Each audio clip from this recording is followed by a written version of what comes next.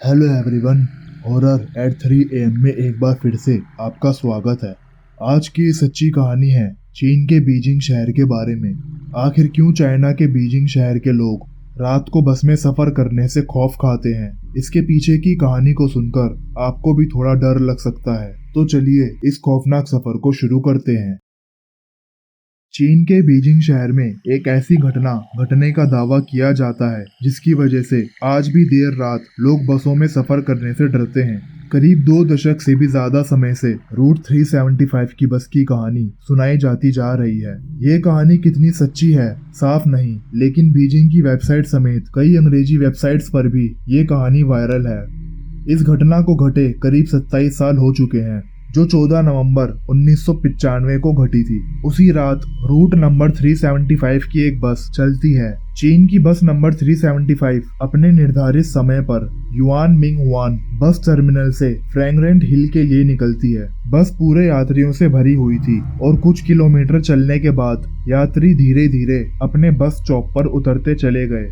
अब बस पूरी तरह से खाली हो चुकी थी। बस में अब एक ड्राइवर और एक महिला कंडक्टर बच गई थी। फ्रैग्रेंट हिल का सफर अभी लंबा था क्योंकि अभी और 7 स्टॉप बचे थे। लगभग आधी रात का समय हो चुका था और जिस रास्ते से यह बस जा रही थी वह रास्ता भी गांव और जंगलों के बीच से होता हुआ जा रहा था।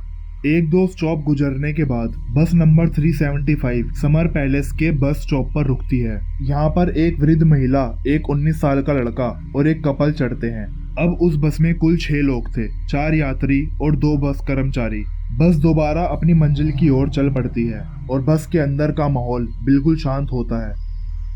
बस जिस रास्ते से होकर जा रही थी उस रास्ते पर कहीं भी कोई इंसान नजर नहीं आ रहा था क्योंकि बाहर कोहरा भी घना था।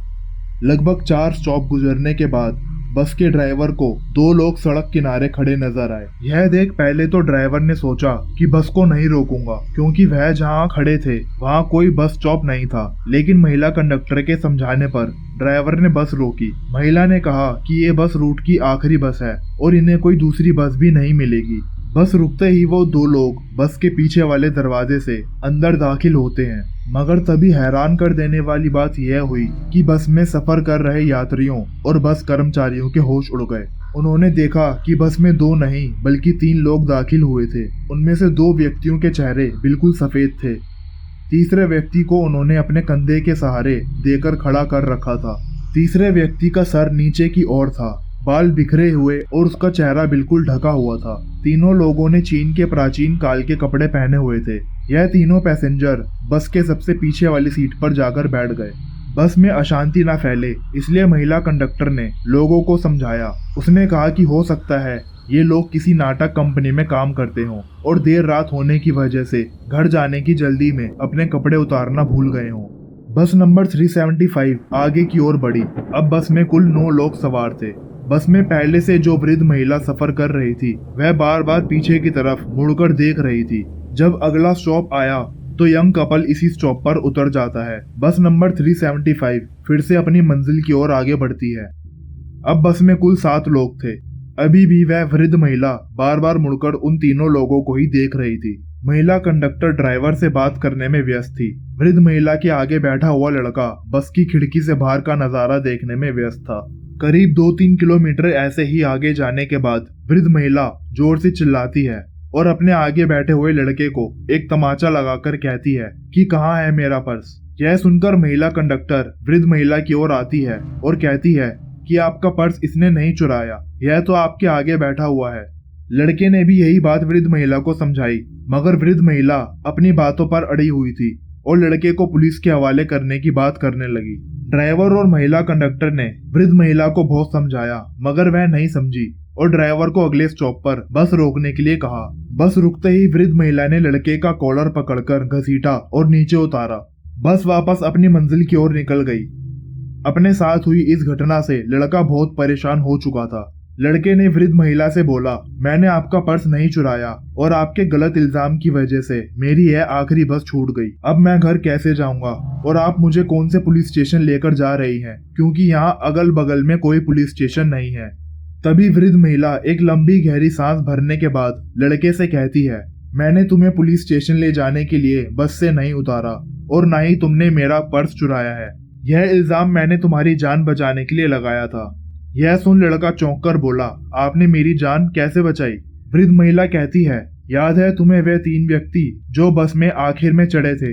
मैंने पूरे रास्ते उन पर नजर रखी। मुझे शुरू से वो लोग अजीब लग रहे थे। रास्तों के दौरान जब मैं उनकी ओर देख रही थी तो उनके कपड़े तेज हवाओं के कारण थोड़ी देर के लिए हवा में उड़े और मुझे अपनी आंखों पर विश्वास नहीं हुआ क्योंकि उनके पैर ही नहीं थे।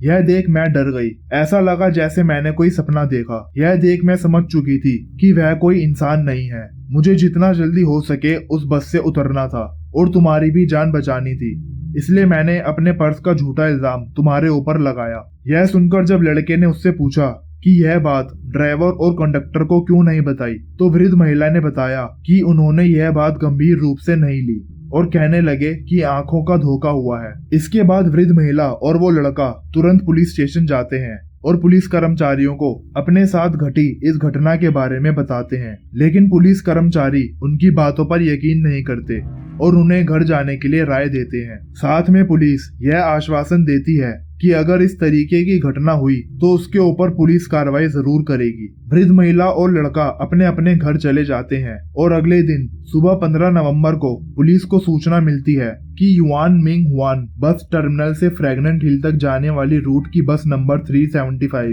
गायब है। वह अपने निर्धारित बस टर्मिनल पर अभी तक नहीं पहुंची। पुलिस को यह सूचना मिलने के बाद यह समझ आ गया कि वृद्ध महिला और वो लड़का जो कह रहे थे वह सच था। तुरंत पुलिस वृद्ध महिला और लड़के को पुलिस स्टेशन बुलाती है और उनकी बताई बात को रिकॉर्ड करती है। देखते ही देखते पूरे चीन के बीजिंग शहर में यह खबर आग की तरह फैल गई कि रूट नंबर 375 की बस गायब है। पुलिस की काफी मशक्कत और छानबीन करने के बाद भी बस नंबर 375 की कोई जानकारी नहीं मिल रही थी। यहाँ तक कि पुलिस ने सारे सीसीटीवी कैमरे खंगाले मगर कहीं भी उस बस का नामो निशान नहीं था। 16 नवंबर को पुलिस को सूचना मिलती है कि एक बस नदी में गिरी हुई है। पुलिस मौके पर जाती है और उस बस को नदी से बाहर निकालती है। पुलिस ये देखकर चौंक जाती है क्योंकि जो बस नदी में गिरी हुई थी वह बस नंबर 375 थी। यह बस फ्रैग्नेंट हिल से करीब 100 किलोमीटर दूर एक नदी में मिली। पुलिस क्रेन की मदद से उस बस को नदी से बाहर निकालती है।